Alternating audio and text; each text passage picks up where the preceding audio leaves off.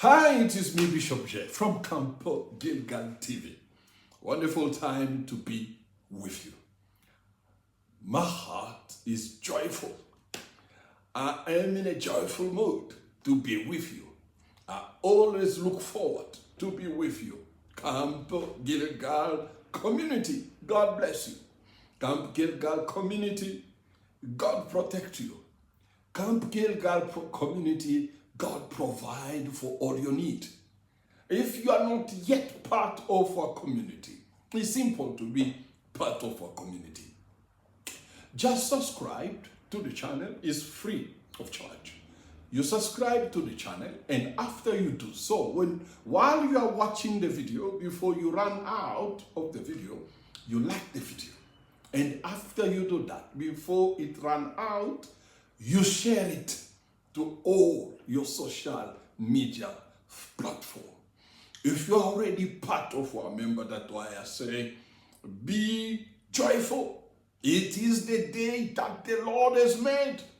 Let us rejoice in these wonderful days that our Lord, our Master, Jesus Christ, has made for us. Early in the morning, He raised the sun for the just and unjust. Early in the morning, He made the rain to come down for believer and unbeliever. That is so wonderful, and that is fantastic, and that is wonderful that our Lord do that for us free of charge.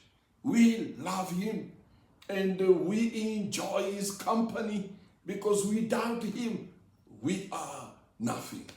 Okay, today we are going to share something that is, I title it, All Things in Moderations.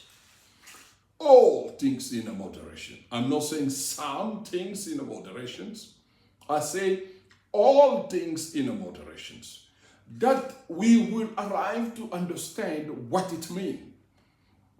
And I'm not shocked. You have heard the saying of all things in a moderation in the experience of your lifetime. You have heard it a lot. And people are even telling you, all things in a moderation, please, all things in a moderation, because if you go too much, you are abusing it. That we will try to arrive to find out where it comes from. Is it biblical or not? Now, where it come from, it come that it was the saying seems to have from the Greeks and the Roman poets. The Greeks and the Roman poets, in a time when they were expressing themselves into their poems, they used to say, most of the time, all things in a moderations. It was like the catchphrase of them. The playwriters of the Greeks and the Romans, also they used to put in their writing along all things in a moderations. And even the philosopher, when they used to express themselves publicly in the public places and they speaking on their speeches, they used to use these words a lot, all things in a moderations. If I can bring it near in our modern times, it's like most of our preachers. By the way, I don't do that. Most of our preachers, when they're preaching, if you don't know that, just observe your pastor these coming Sundays or the midweek service. You'll hear him saying that. Am I talking to the people? Or he will say, come on, applaud, make some noise. Or they'll say, did you hear me? You did not get me. You see, this is the wrong habit that most of our preachers are also using a lot. They say they want to wake up people. I don't understand that. Okay, this is all things in a moderation. That way it comes from the Greeks and the Roman poets, playwriters, philosophers, and these which they used to use. Now, the question is, but the word moderations, is it scriptural? This is the question we need to ask and to have a proper answer. Is it the word moderation scriptural. Then I'll grab one verse of the Bible. In a King James versions, you found the word that was translated moderation. It comes from the Greek word, which is epikeis. Epikeis, which is Epiekes, epikeis. That word was translated in English as moderations. Let's read Philippians chapter 4, verse 5. It says, "Let your moderation be known unto all men, the Lord is at hand." Let your moderations be known unto all men, the Lord is at hand. Now, however, I would love to do etymology of the word moderations. I would love to do that. Now, however, the adjective of the word moderation, which comes from epikeis, from the word of Greek, is better translated as also, when you read NIV, NIV is not King James Version, NIV go with the word, instead of moderation, it's saying gentleness. Gentleness. Gentleness. That's what NIV translate that word to. Now, when you read the Bible, ESV translate that word, epikeis, to reasonableness. Reasonableness. Now you have three versions of the Bible.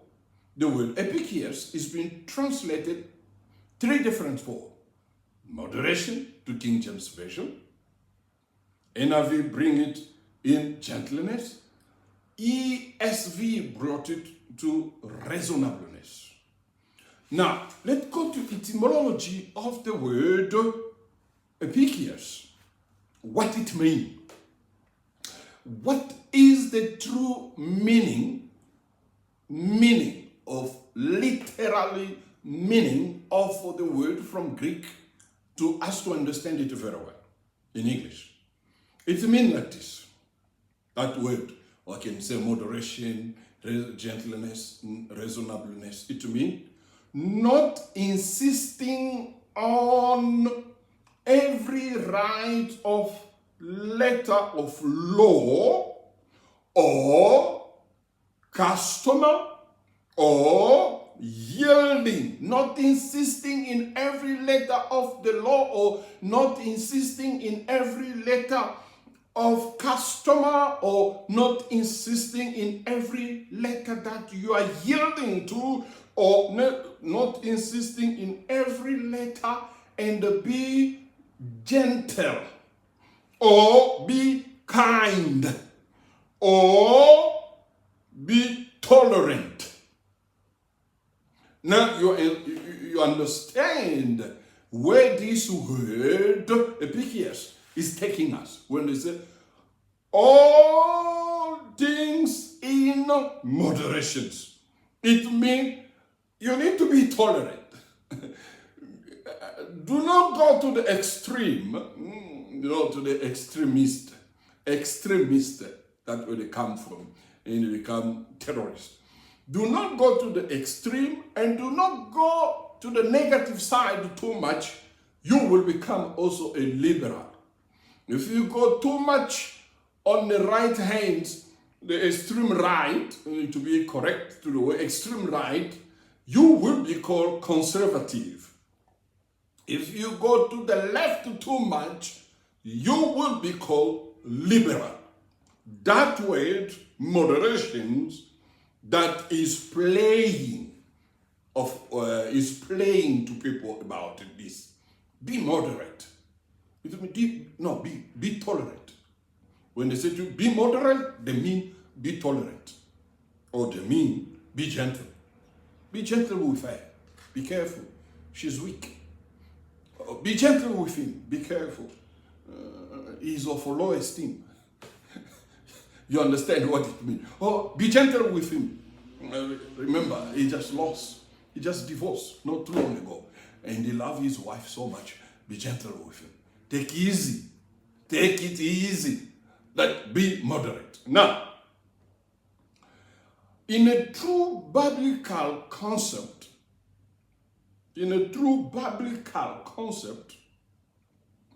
what the word moderation really means is, now I'm giving you the real etymology of when the Bible says be moderate. When it says let your moderations. It means self-controlled. When the Bible says be moderate, it means self-controlled. You can exercise that, my brother. You can exercise to be a self-control of your own body, of your mind, of your tongue, of your eyes. You can be a self-control. It means self-control. This is the true biblical concept and the better one of the word moderation. It is be self-controlled.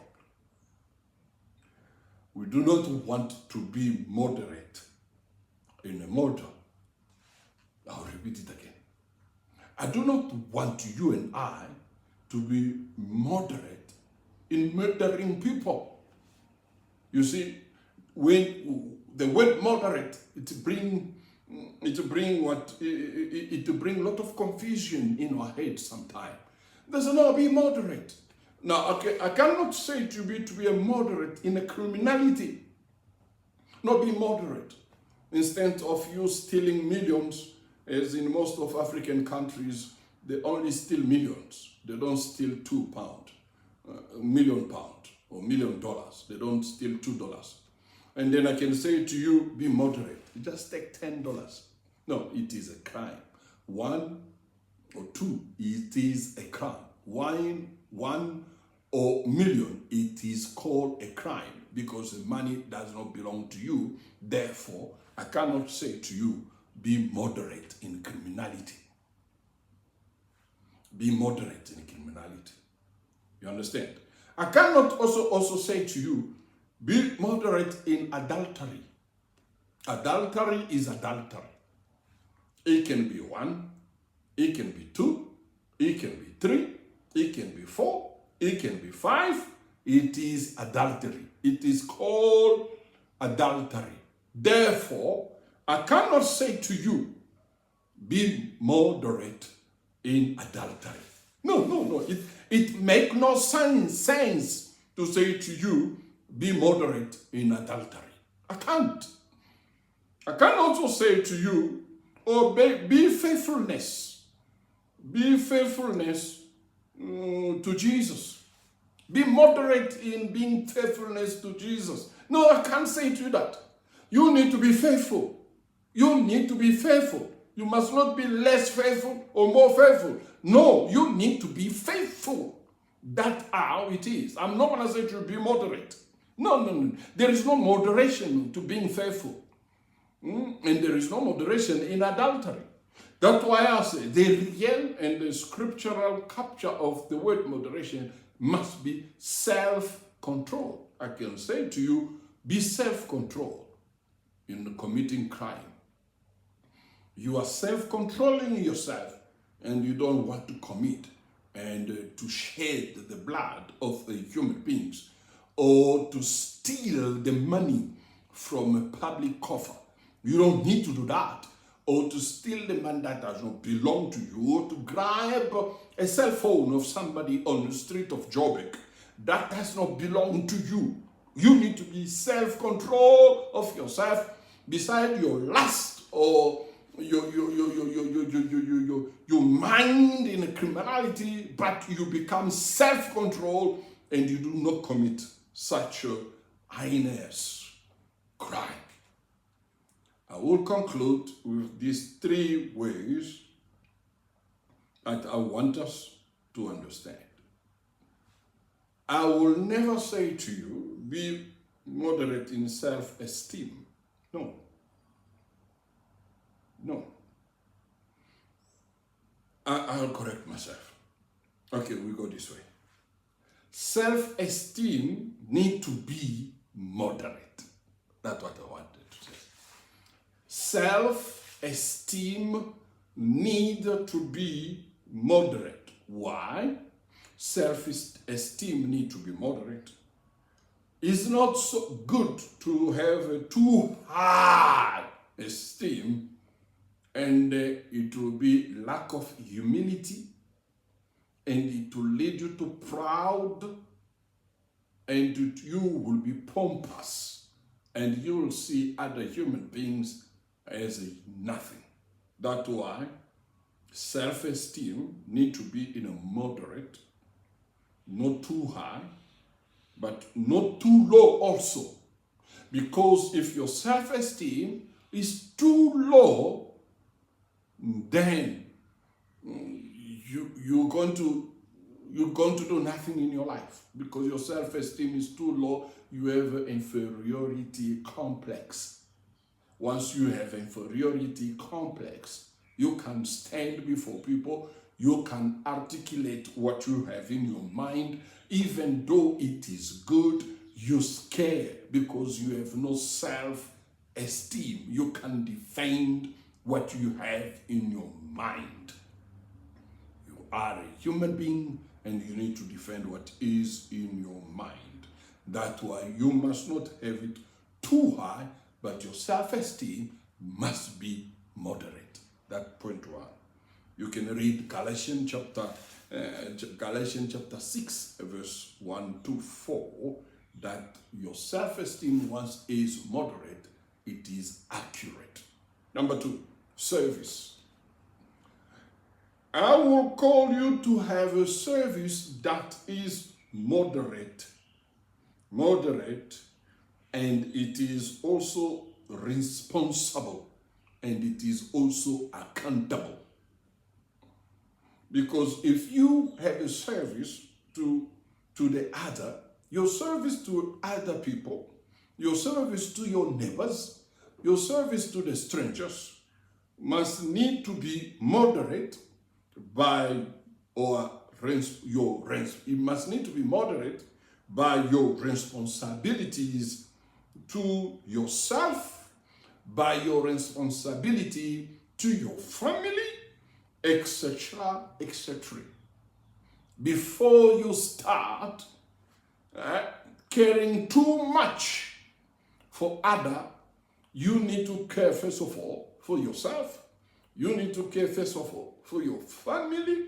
When I mean family, not in the concept of us Africans, sometimes it disturbs us a lot. That's why we don't progress too much also, because once one emerge, all the village, you need to feed them. I say your family, your wife, and your kid. These are your direct family first, before the other cousins, brothers come in. You need to be first moderate in responsibility on yourself and your family. Then the surplus, you can take care of others. Otherwise, serving others can burn you out of service. When you serve too much, you can also be burned out of the service. That's how it is. I'll give you the example of Jesus.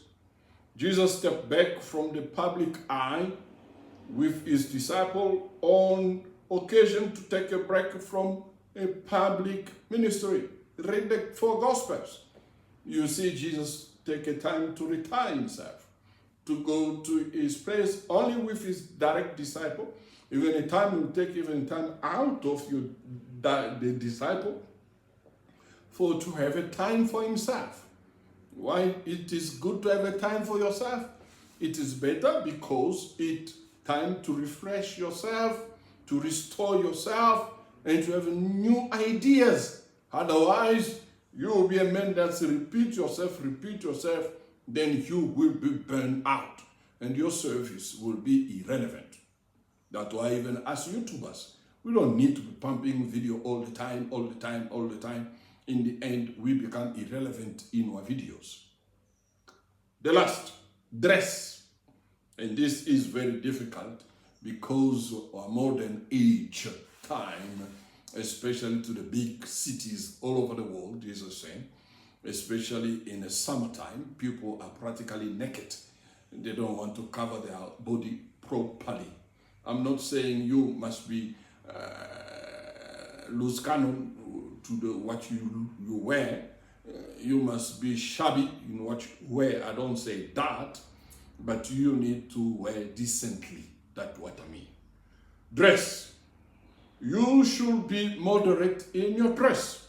1 Timothy chapter 2 verse 9 and 10. 1 Peter chapter 3 verse 3 and 4 say that. Not so showy as to demand attention of others, to say, look, I am here. And you need to know what you wear and where you go. You don't go to church. You are too showy. You're showing every part of your legs and every part of your shoulders, breast are out. No, you don't need to be too much showy. And not also too shabby. But it says that we don't care. No, we care about how we look. And our look need to be reasonably and accountably. And we see that as it is. Thank you so much. Now you understand all things in moderations. What it means and where that word come from and who used to play that. I hope you have learned something. Do not forget to subscribe. God bless you.